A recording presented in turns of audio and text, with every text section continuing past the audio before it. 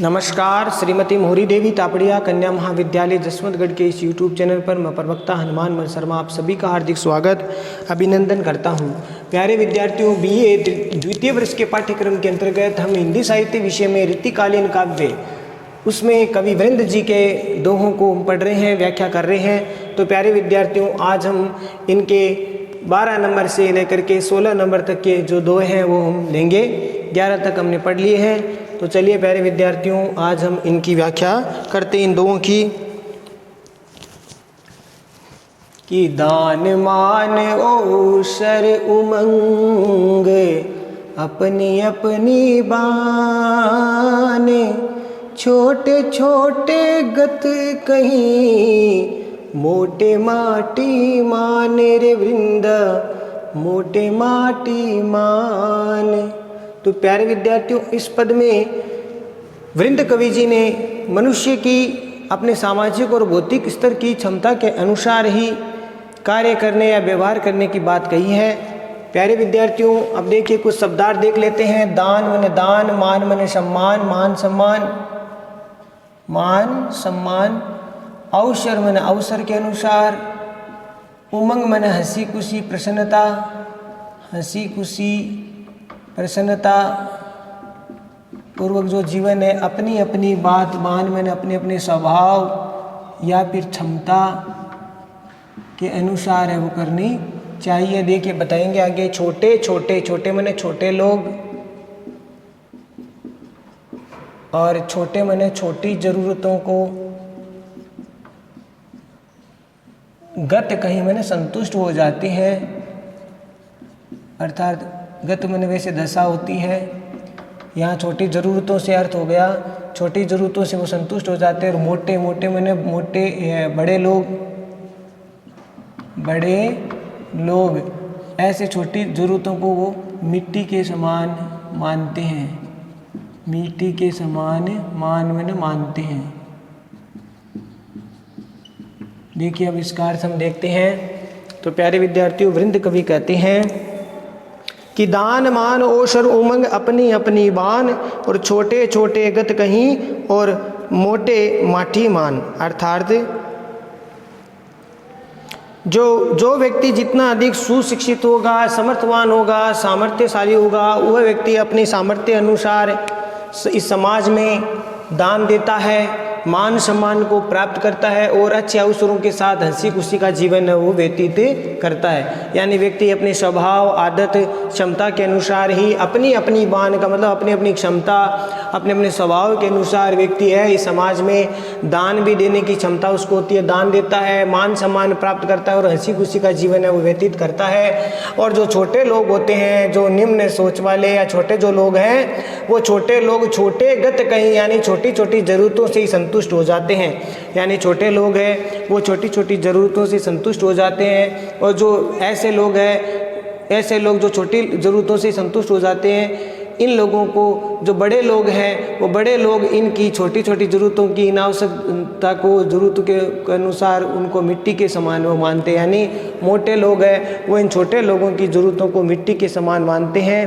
और कहने का तात्पर्य है कि मोटे लोग हैं वो बड़ी या बड़े जो लोग हैं, मोटे लोग का मतलब यहाँ पर बड़े लोग, जो बड़े लोग हैं, उच्च पद के जो लोग हैं, उच्च श्रेणी के जो लोग हैं, वे ऐसी छोटे लोगों की जो ज़रूरतों को मिट्टी के समान समझते हैं। और ऐसे बड़े और उच्च जो श्रेणी के लोग हैं उनकी जो ज़रूरतें भी बड़ी होती है, उच्च होती है। तो इस प्रकार का भाव इसमें व्यक्त किया गया है। प्यारे विद्यार्थियों, आशा करता हूँ समझ में आ गया होगा। कहने का मतलब ये लोग अपनी प्रतिष्ठा के अनुसार, जो बड़े लोग हैं, उच्च श्रेणी के लोग हैं, वे अपनी प्रतिष्ठा के अनुसार ही बड़े से ही संतुष्ट होते हैं। तो व्यक्ति विशेष के स्वभाव का चित्रण करके सामाजिक स्तर के रूप में अपनी इच्छा पूर्ति या कामना पूर्ति का भाव व्यक्त किया गया। इसमें व्यक्ति को अपने सामाजिक स्तर के अनुसार उसके जो कामना की पूर्ति है उसके व्यवहार का वर्णन उसमें किया गया है। अलंकारों की बात करें तो प्यारे विद्यार्थी, उसमें अनुप्रास काव्यलिंग अलंकार का प्रयोग हुआ है। अलंकार अनुप्रास तो है ही है, साथ ही साथ यहाँ पर काव्यलिंग अलंकार का प्रयोग भी हुआ है। और दोहा छंद है और भाषा ब्रिज है। तो इस प्रकार से ये विशेष वाले पॉइंट में आपको लिखना है।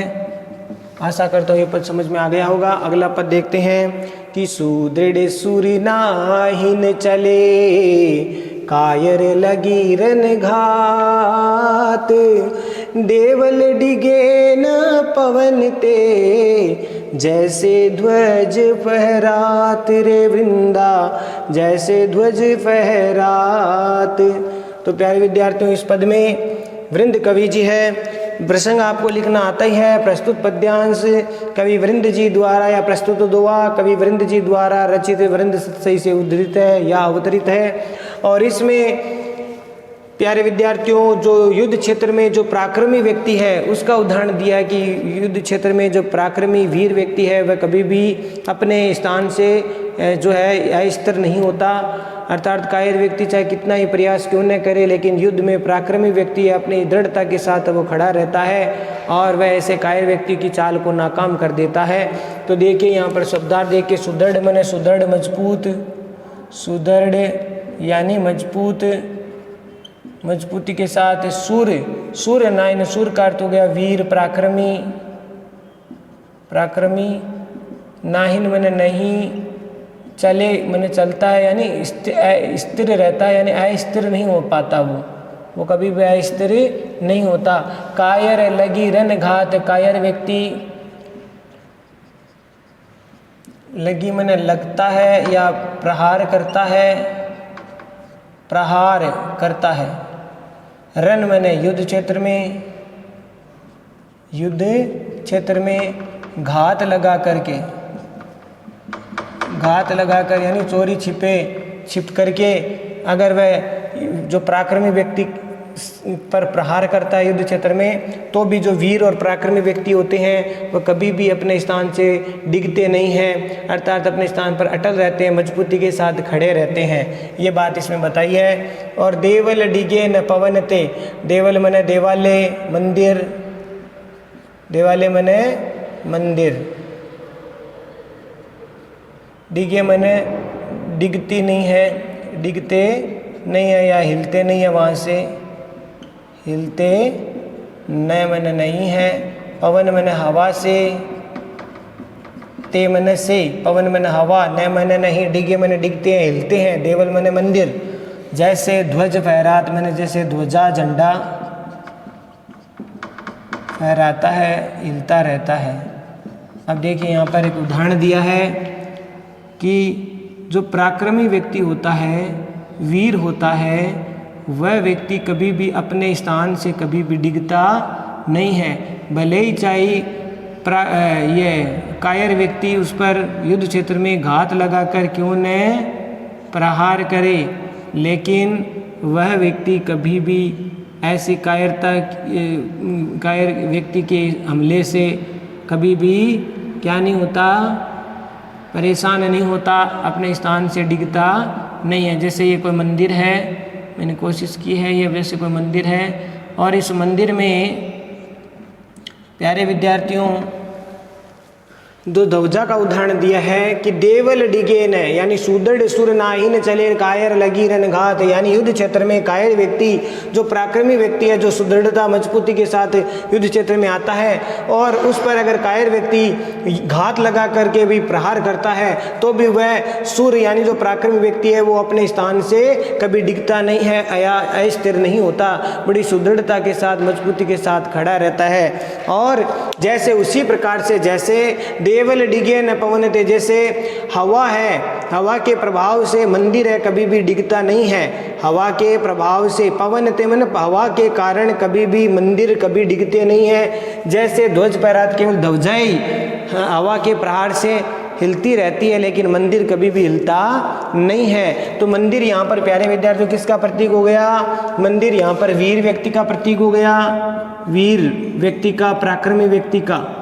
और ध्वजा का यहाँ पर कायर व्यक्ति के साथ में जो है भाव व्यक्त हुआ है कि कायर व्यक्ति ही ध्वजा की भांति हिलता है और जो मंदिर की भांति वीर व्यक्ति कभी भी इस प्रकार के प्रहारों से कभी भी हिलता नहीं है, अर्थात स्थिर रहता है, अस्थिर कभी नहीं पड़ता।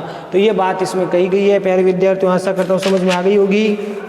ठीक है, तो कायरों के द्वारा भले ही चाहे युद्ध घात लगा करके प्रहार करने पर भी दृढ़ और निश्चयी जो पराक्रमी योद्धा होते हैं वे अपने लक्ष्य से जरा भी डिगते नहीं है, विचलित नहीं होते हैं। चाहे कितने ही प्रहार क्यों न किए जाए वो कभी विचलित नहीं होते। और प्यारे विद्यार्थियों, इसमें हवा और मंदिर का उदाहरण दिया है। हवा से मंदिर के ऊपर की ध्वजा तो फहराती रहती है, लेकिन उस पवन से मंदिर अपने स्थान से नहीं डिगता। तेज हवा चलने पर मंदिर इस तरह रहता है। इसी प्रकार योद्धा को लक्ष्य किया गया है कि योद्धा कभी भी विचलित नहीं होते। कायर जरा सा प्रहार होते ही युद्ध क्षेत्र है वो छोड़ करके चले जाते हैं, मैदान छोड़ करके भाग जाते हैं। और पराक्रमी व्यक्ति कभी भी युद्ध को छोड़ता नहीं है, वह स्थिर रहता है ठीक मंदिर की भांति, और वह ध्वजा की भांति। कायर व्यक्ति मैदान छोड़ करके चला जाता है। ये बात इसमें बताने की कोशिश की है। विशेष वाले पॉइंट में प्यारे विद्यार्थियों आपको लिखना है, पराक्रमी और वीर और कायरों के स्वभाव में अंतर बताया है। जो पराक्रमी है उसके स्वभाव का और जो वीर व्यक्ति जो कायर व्यक्ति है उसके स्वभाव का अंतर इसमें बताया है। अलंकारों की बात करें तो अनुप्रास अलंकार है, उदाहरण अलंकार भी बताया गया है। ठीक है, तो यहाँ पर अलंकार कौन कौन से, इसमें उदाहरण अलंकार है और अनुप्रास अलंकार है। ठीक है प्यारे विद्यार्थियों, आशा करता हूँ समझ में आ गया होगा। अगला देखिए, रहे न कबहू दो यखल एक सदन के माही, एक मयान में द्वे चुरी जैसे भावे नाई रे वृंद जैसे भावे नाई। अर्थात वृंद कवि कहते हैं, प्रस्तुत पद्यांश या प्रस्तुत दोहा कवि वृंद जी द्वारा रचित वृंद सत्सई से उद्धृत है। और इसमें प्यारे विद्यार्थियों दुष्टों के स्वभाव की बात कही है कि जो दुष्ट कभी भी एक सदन में एक स्थान पर कभी भी टिकते नहीं हैं, एक स्थान पर नहीं टिक पाते। जैसे भाई बताया जाता है, या आपने लोकोक्ति मुहावरा भी सुना होगा, लोकोक्ति मुहावरा भी सुना होगा, रहे न कबहू दो ये खल, खल मने दुष्ट, दुष्ट दो मने दो, कबहू मने कभी भी, न मने नहीं, रहे मने रहते हैं। कभी भी दो दुष्ट एक घर में नहीं रह सकते, एक स्थान पर नहीं रह सकते। माही मने में, घर में। ठीक है, दो दुष्ट व्यक्ति जिनका स्वभाव ही दुष्ट होता है, ऐसे दुष्ट नीच व्यक्ति कभी भी एक घर में दो नहीं रह सकते। और ठीक उसी प्रकार से जैसे एक मयान में द्वे मने दो, छुरी, छुरी या तलवार नहीं रह सकती, एक मयान में दो तलवार नहीं समा सकती।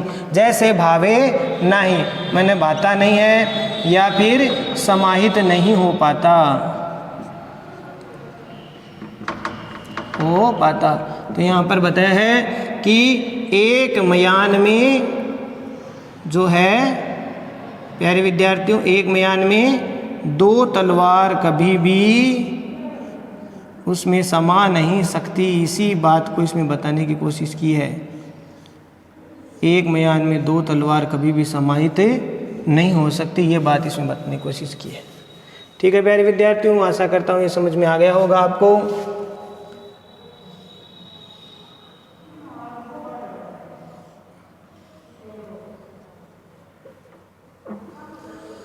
तो आगे देखिए, अब इस विशेष वाले पॉइंट में प्यारे विद्यार्थियों आपको लिखना है, इसमें विशेष वाले पॉइंट में इसमें लिख देना प्यारे विद्यार्थियों आप कि दुष्ट व्यक्ति के लिए छुरी का उपमान प्रयुक्त किया है, उसके क्रूर स्वभाव की विवेचना भी की है। दुष्ट व्यक्ति के लिए किसका यहाँ पर उपमान दिया गया है? ये दुष्ट व्यक्ति के लिए जो है यहाँ पर छुरी का भाव दिया है कि दुष्ट छुरी के समान वो कष्ट देता है। तो इस प्रकार से उसके क्रूर स्वभाव के बारे में भी यहाँ पर भाव व्यंजित हुए हैं। तो ध्यान रखना, दुष्ट व्यक्ति के लिए छुरी शब्द का उपमित है वो किया गया है, छुरी का उपमान वो दिया है। छुरी का देने का तात्पर्य जिस प्रकार छुरी कष्ट देती है, पीड़ा देती है, इसी प्रकार से दुष्ट व्यक्ति कष्ट देते हैं और उनका स्वभाव क्रूर होता है। और एक मयान में दो तलवार वाली लोकोक्ति का भी सुंदर प्रयोग किया गया है। नीति उपदेशक बात कही गई है इसमें, एक मयान में दो तलवार नहीं समा सकती, ये बात भी लोकोक्ति वाली बात भी यहाँ पर प्रयोग की गई है। अनुप्रास और उदाहरण अलंकार का प्रयोग किया गया है प्यारे विद्यार्थियों। यहाँ पर इसमें अनुप्रास है, साथ ही साथ उदाहरण दिया गया है। क्या दिया है? उदाहरण अलंकार। तो उदाहरण अलंकार है, 2 छंद है, ब्रज भाषा है। ठीक है, तो ये आप इसमें लिख देना विशेष वाले पॉइंट में। अब अगला देखिए, गहत तत्व ज्ञानी पुरुष बात विचारी विचारी मत निहार तजी छाछ को माखन लेत निकारी रे वृंदा माखन लेत निकारी। तो प्यारे विद्यार्थियों, अब इस पद में प्रस्तुत पद्यांश कवि वृंद जी द्वारा रचित वृंद सत्सई से उद्धृत है और इसमें जो ज्ञानी व्यक्ति होता है वह सार तत्व को ही ग्रहण करता है, ये बात की अभिव्यंजना की गई है। गहत का अर्थ होता है प्यारे विद्यार्थियों ग्रहण करना, गहत मने ग्रहण करना, तत्व मने सार रूप, ज्ञानी मने ज्ञानी जो ज्ञान रखता है ऐसे पुरुष व्यक्ति को। बात विचार विचार मैंने हर एक बात पर विचार करके विचार पूर्वक हर बात को विचार पूर्वक विचार करता है।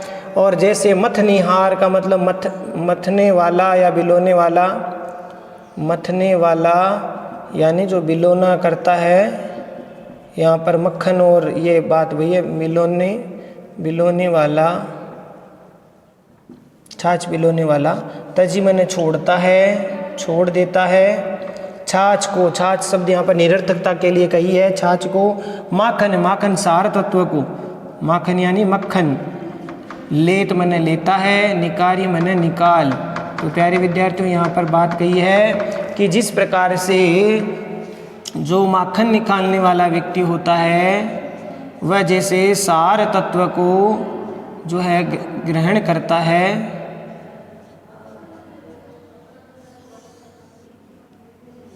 क्या करता है, सार तत्व को ग्रहण करता है, छाछ को छोड़ देता है और मक्खन को निकाले लेता है, मक्खन को निकाल लेता है और बाकी छाछ को क्या करता है, छोड़ देता। तो ये बात इसमें बताने की कोशिश की गई है।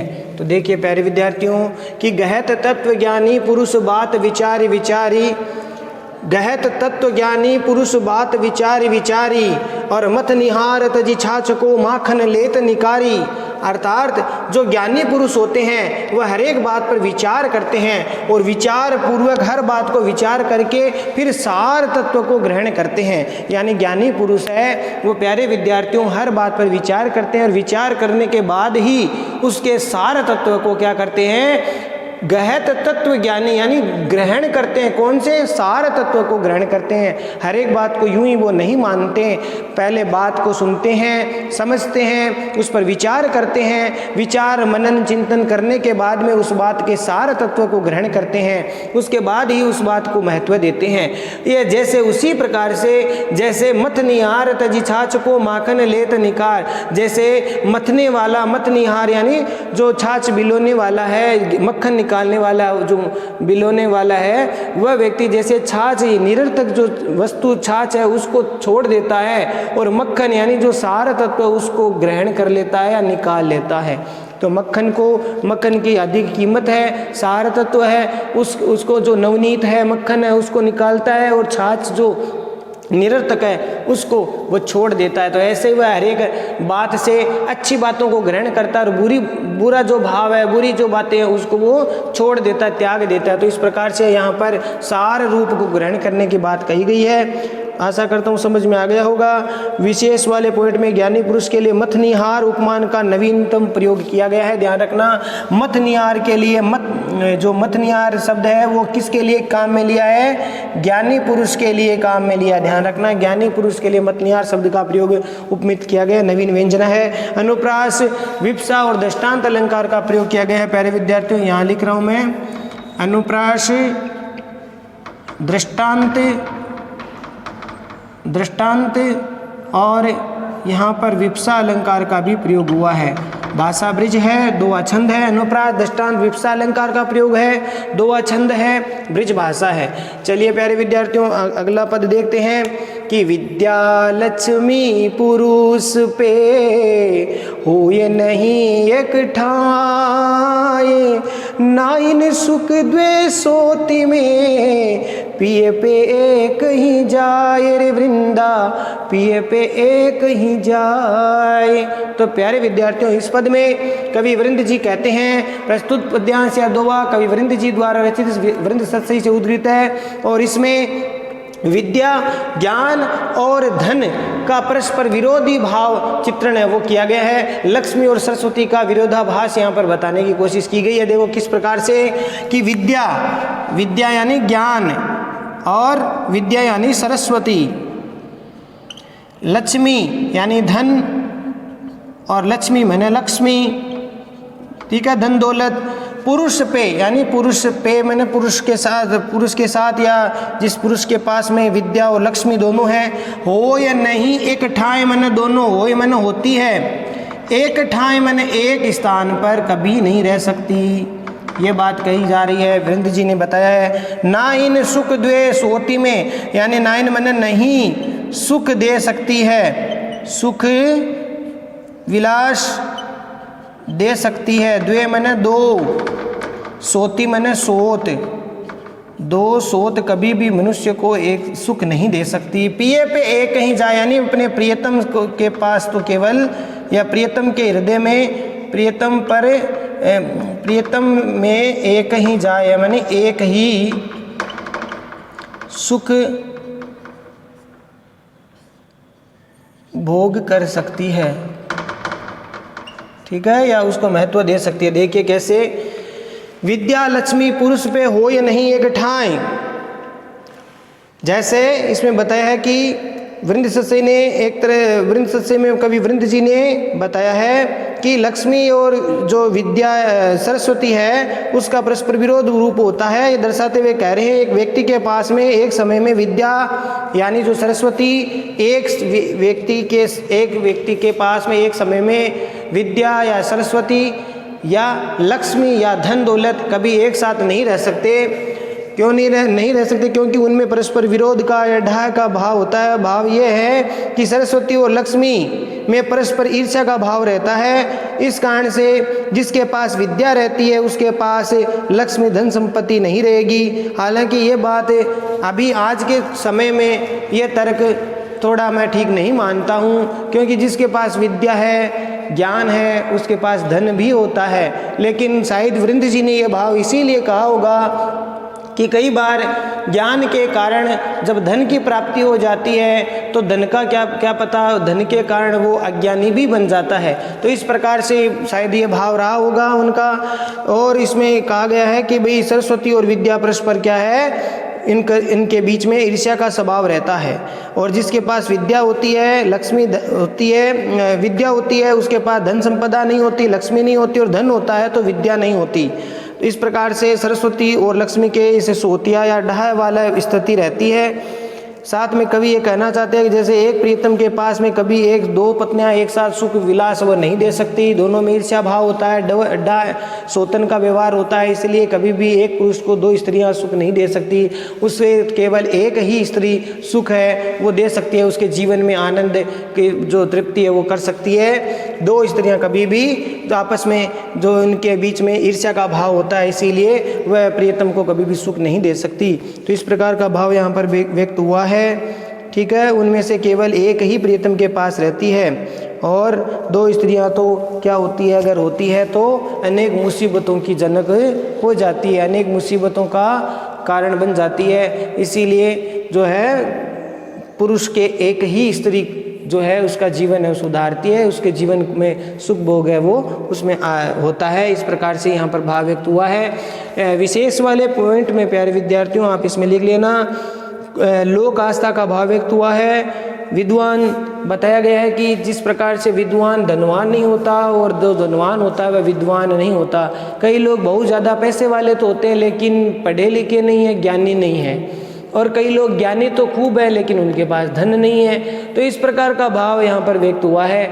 बहुत ज्ञानी है लेकिन धन नहीं है, और जो धनवान है तो उसके पास ज्ञान नहीं है। तो इस प्रकार दोनों लक्ष्मी और ये सरस्वती है, दोनों परस्पर एक साथ स्थान पर नहीं रह सकती। ये बात इसमें बताने की कोशिश की है। लोक अभिव्यंजना हुई है। और साथ ही साथ प्यारे विद्यार्थियों इसमें आप अलंकारों में लिखेंगे, क्या लिखेंगे? अलंकारों में अनुप्रास, रूपक और दृष्टांत अलंकार का प्रयोग हुआ है। अलंकार कौन कौन से इसमें? रूपक है, दृष्टांत है और साथ ही साथ अनुप्रास अलंकार का प्रयोग हुआ है। तो प्यारे विद्यार्थियों 2 छंद है, ब्रज भाषा है। आशा करता हूँ ये दोनों पद आपको समझ में आ गए होंगे।